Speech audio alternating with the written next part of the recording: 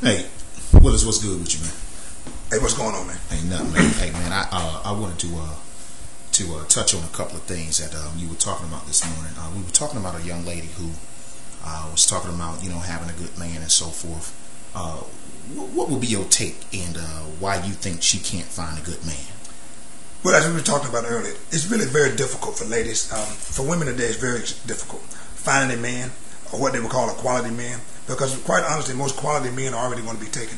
And women who refuse to lower their standards for what they're seeking in a man are going to have an awfully difficult time finding a man. And the older you get, the more difficult that becomes. I thought that was pretty clear, but apparently it's not to everyone. So in reading what she was saying, you absolutely are going to have to lower your standards.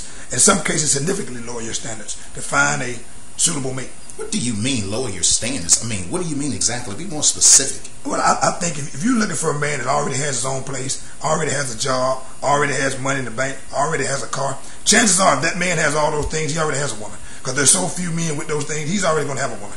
So you're going to have to come down and realistically start finding people that don't have those things. You're going to have to start dating people that don't have their own place, that are living with their mama, that haven't worked in 3 or 4 years. You're going to have to start finding people that perhaps mold and direct and guide that person.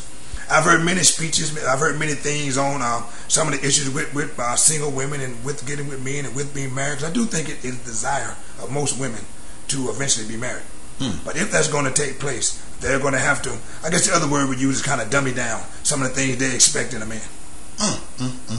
So in other words, what you want women to do is accept the fact that a man may not have an automobile, he may not have a job, you know what I mean, but he may be able to perhaps cook for you or maybe clean for you of some sort.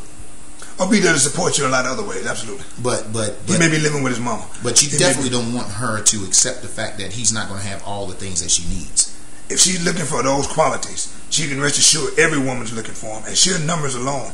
If there's a man that's already making good money, already has a business, already has a car, has a home, has an education, you can rest assured he already has a woman. Those things kind of go hand in hand. If he has that, he has, not only does he have one woman, he probably has several women. So those things go hand in hand. What's going to separate you from them? Where if you go on the other end, that man's not going to have a lot of women. Stop right there. What do you mean he's going to have several? What do you mean? If you get a man that's already financially stable, already has his own home, has his own job, has money in the bank, looks good, talks good, acts good, does all the things you're trying to find in a man, that's so rare that you can assure yourself that if he has all those qualities, he already has a woman, and probably several women. And unless you want to be part of the several women, that man's really off limits to you. There's nothing difficult about that. And this is how you feel? That's not how I feel. The facts, as you like to say, the results are, the proof is in the pudding, as they say. That's exactly what you're going to have to do. Ladies, what do you think about this? Absolutely.